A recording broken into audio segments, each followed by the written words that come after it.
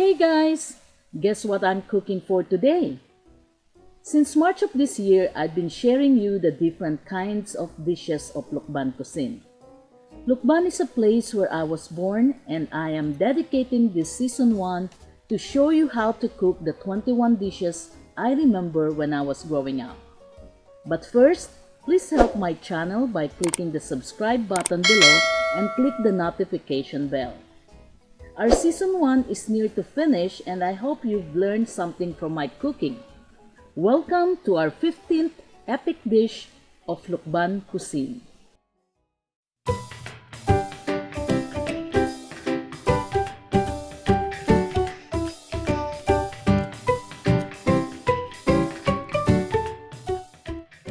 Hi guys, welcome to my channel. This is Lit Sky. In today's video, I'm going to show you another authentic cuisine from Lucban, and this is what you call Ginataang Piniritong Galunggong. Okay guys, as you can see, we're here again in our backyard. Guess what? Because today we're going to cook fish, and fish is gonna smell the whole house. Let me tell you what are the ingredients I'm going to use for this cooking. Of course, the star for today's cooking is none other than our fish.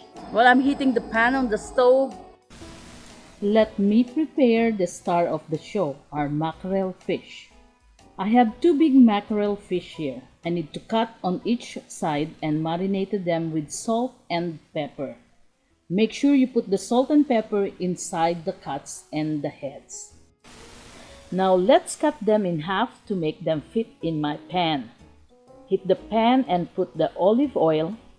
Put the fish one piece at a time, and just be careful with the splashing oil.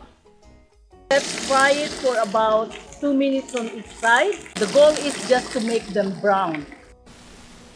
When it's brown, lift them and count 2 minutes to fry the other side.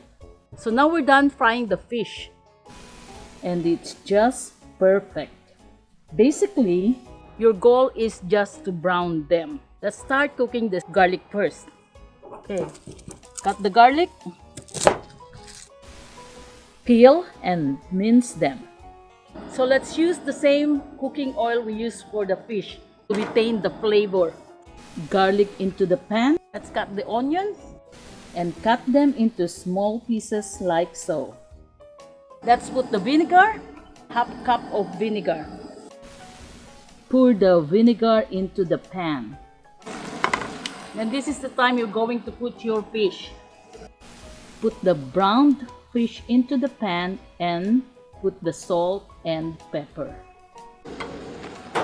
Let's put this Kamias. Kamias is a fruit-bearing tree and a small green acidic fruit that have various culinary uses. Kamias gives a sour flavor to dishes.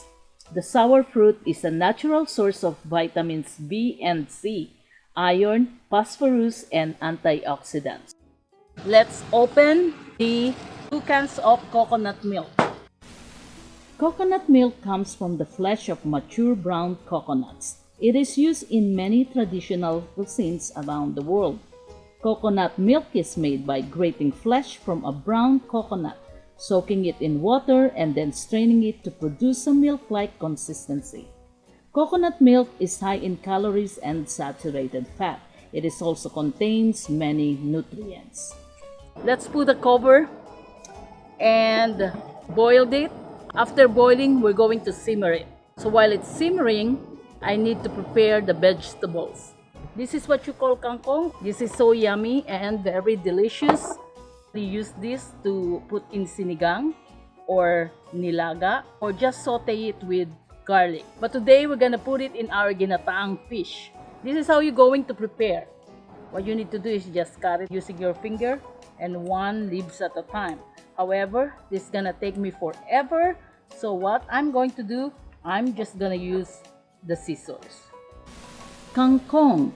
Kangkong is known in English as a water spinach.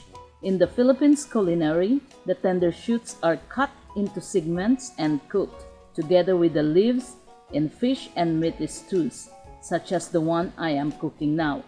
Kangkong has a health benefits of reducing cholesterol.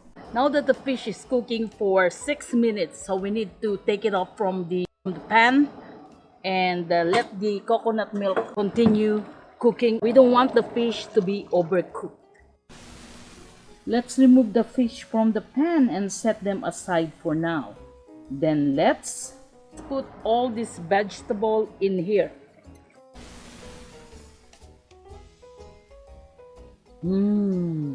It is fresh and yummy. It's like a spaghetti vegetable. Another vegetable that I'm going to put in my cooking is chili pepper. These chilies are large, mild peppers with a curved, tapered shape are incredibly versatile dishes. Chili peppers are very high in vitamin C, a powerful antioxidant. They're generally mild enough for the family. These chilies make great salsa and are wonderful stuff. We use it also for our sinigang, but today this is a good mix for our cooking. For 8 pieces of this. Now let's check our kangkong. We need another 2 minutes and look at this kamias silently blending to our dish. Let's put the rest of coconut milk. Randomly, you need to check your cooking. Come on, look at this beauty. The green color looks amazing. Let's give a good stir. Now that the time is up, let's taste it.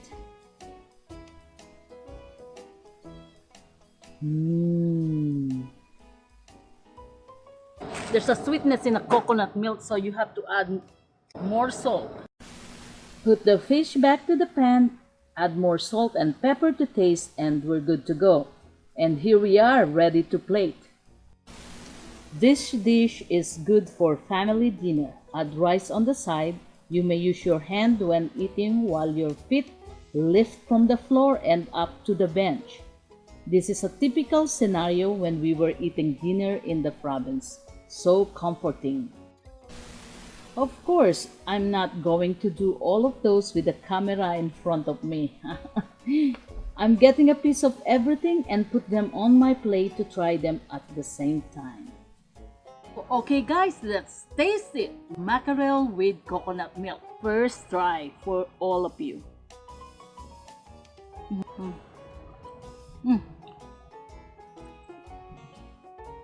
It's so good.